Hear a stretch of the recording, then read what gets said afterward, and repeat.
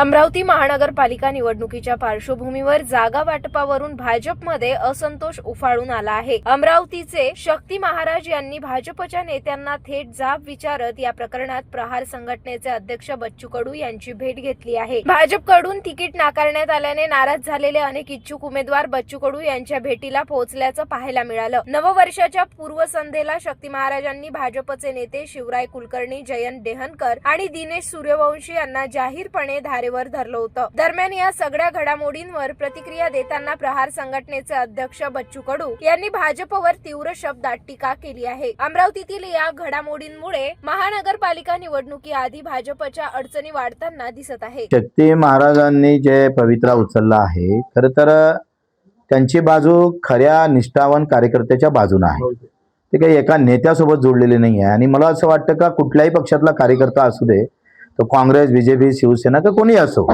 कार्यकर्त्यावर अन्याय होता कामा नये। आणि ह्या भूमिका प्रत्येक कार्यकर्त्यानं घेणं गरजेचं आहे। सतरंजी उचलाले कार्यकर्ता राहील आणि मग निवडणूक आली का तुम्हाला पैसेवाले दिसणार, इतर पक्षाचे लोक दिसणार। तुम्ही एक सांगा का पुऱ्या अमरावती जिल्ह्यामध्ये एक अरुण अडसड म्हणजे प्रताप अडसड जर सोडले तर मूळ बीजेपीचा आमदार दाखवून बक्षीस मिळवा अशी अवस्था आहे। प्रवीण पोटे मूळ बीजेपीचे आहे, तुमचा तिवशा वरुडचा आमदार मूळ बीजेपीचा आहे, तुमचा अचलपूरचा आमदार मूळ बीजेपीचा आहे, तुमचा केवरराम काळे मूळ बीजेपीचा आहे, तुमचा तिवशाचा आमदार बीजेपीचा आहे, नाहीच आहे। मग तुमच्या केंद्रात आणि राज्यात सत्ता आहे साले हो, तर तुम्हाला स्थानिक कार्यकर्त्यांना निवडून आणण्याची ताकद ठेवत नाही। म्हणजे सत्तेतून तुम्हाला कार्यकर्त्याला काय द्यायचं आहे? पुन्हा सतरंजा उचलायच्या आणि त्या काँग्रेसवाल्याच्या। म्हणजे अशा प्रकारच्या भूमिका भाजपा घेत आहे। मी सांगतोय ना का जी भाजपची जी मस्ती आली ना, ती मस्ती आता कार्यकर्त्यालाच ठेचायला लागली आहे।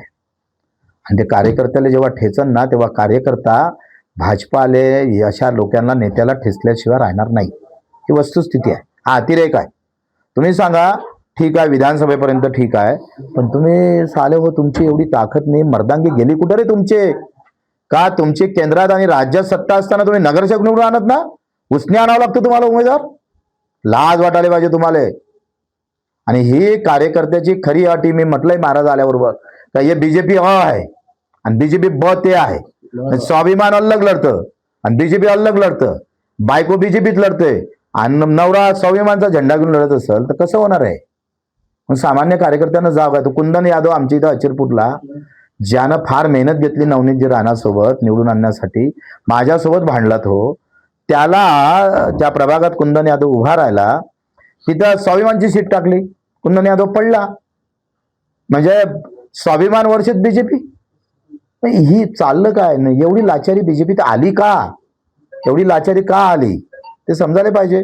आणि म्हणून आम्ही अशा कार्यकर्त्यांसोबत राहू।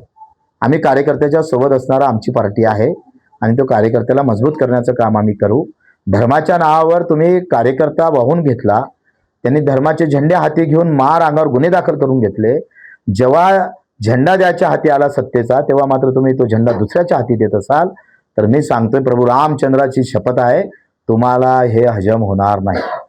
आप हरामी अगर करेंगे तो वहां के हरामी मधला जो राम आहे ना, तो तुमच्या छातीवर बसल, तो बसल्याशिवाय राहणार नाही।